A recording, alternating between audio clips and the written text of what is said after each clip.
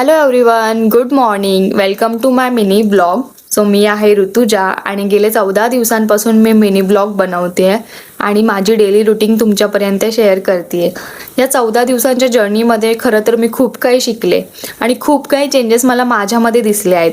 एक दिवस असाही होता की ज्या दिवशी ब्लॉग बनवलेला पण पोस्ट मात्र केला नव्हता बिकॉज त्या दिवशी खूप जास्त निगेटिव्ह वाटत होतं.